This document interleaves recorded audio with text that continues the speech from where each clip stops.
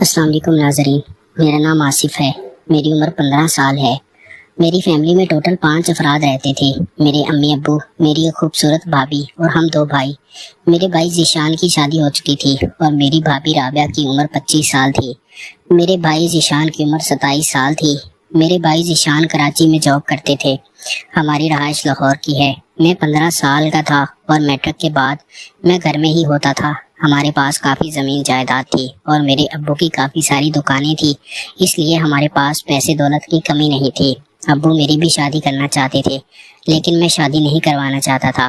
میری عمر بھی 15 سال ہی ہوئی تھی اور میں نے ابو کو کہا تھا کہ میں آگے پڑھائی کروں گا اور اس کے بعد کوئی اچھا افسر بن کر ہی پھر شادی کرواؤں گا۔ میرے امی ابو بھی اس بات کو مان گئے تھے۔ میری بھابھی رابعہ اوپر والے پورشن میں ہوتی تھی اور ہم نیچے والے پورشن میں رہتے تھے۔ میں اکثر اوپر والے پورشن میں بھابھی رابعہ کے پاس جاتا تو وہ کافی افسردہ لگتی تھی کیونکہ میرے بھائی کراچی میں ہوتے تھے اور بھابھی رابعہ کا کوئی خیال کرنے والا نہیں ہوتا تھا، اس لیے بھابھی رابعہ کافی پریشان رہتی تھی اور اس کا دل نہیں لگتا تھا۔ اکثر بھابھی کہتی تھی کہ تمہارے بھائی ذیشان مجھے چھوڑ کر چلے گئے ہیں اور اب میرا گزارا نہیں ہوتا۔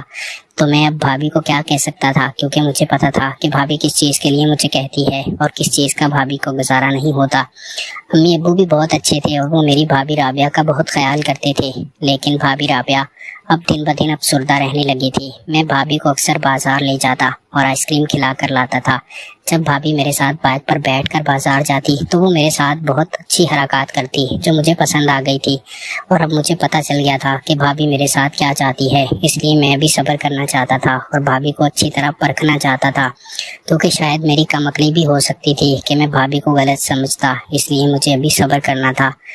مجھے اب مکمل یقین ہو گیا تھا کہ بھابھی رابعہ میرے سے کیا چاہتی ہے، لیکن اب میں موقع کی تلاش میں تھا کیونکہ امی ابو تو سارا دن گھر میں ہی ہوتے تھے اور رات کو بھی مجھے بھابھی کے پاس کچھ دیر بیٹھنے نہیں دیتے تھے کیونکہ میری بھابھی میرے بھائی کو بہت مس کرتی۔ تو میں نے امی ابو کو کہا تھا کہ مجھے بھابھی رابعہ کو ٹائم دینا پڑے گا، تو ہمیں ابو بھی راضی ہو گئے تھے اور شام کو مجھے بھابھی کے پاس بھیج دیتے تھے۔ بھابھی اوپر والے پورشن میں ہوتی تھی اور امی ابو کافی بوڑھے ہو چکے تھے، اس لیے وہ اوپر والے پورشن میں نہیں جا سکتے تھے، ان کو سیڑھیاں چڑھنا مشکل تھا۔ تو میں بھابھی رابعہ کی اداسی مٹانے کے لیے اسے کافی ہنساتا، اسے ہنسی مذاق کرتا اور کافی دیر اس کے پاس بیٹھا رہتا تھا۔ بھابھی رابعہ اب میرا خیال کرنے لگی تھی اور مجھے ہمدرد جاننے لگی تھی، اس لیے بھابھی رابعہ میرے بھائی ذیشان کو فون کرتی تو کہتی میرا دیور اب میرا بہت خیال کرتا ہے اور بہت اچھا ہے۔ تو میرے بھائی ذیشان بھی کہہ دیتے تھے کہ تم بھی اس کا خیال کیا کرو اور اسے کافی سارا خرچہ دیا کرو۔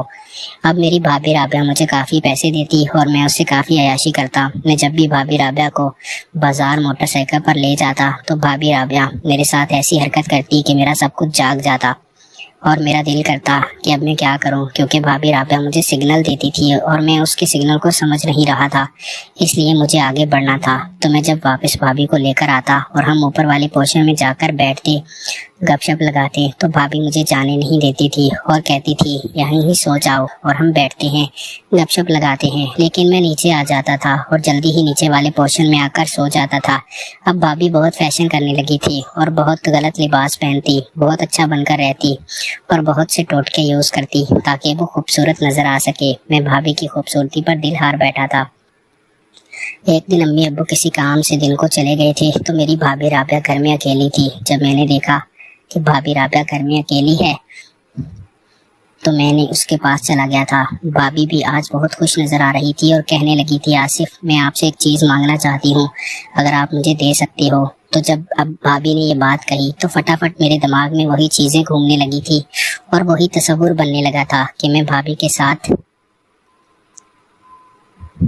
جب بھابھی نے مجھے یہ بات کہی تو میں خوش ہو گیا تھا اور بھابھی سے جلدی پوچھنے لگا تھا کہ بھابھی آپ جو بھی مانگو گے میں آپ کو دے سکوں گا۔ تو بھابھی کہنے لگی تھی اوپر والے پورشن میں آ جاؤ، کیونکہ بھابھی نیچے والے پورشن میں کچن میں کھڑی تھی۔ جب بھابھی اوپر والے پورشن میں گئی تو مجھے کہنے لگی تھی کہ مجھے آپ پسند ہو، میں آپ کے ساتھ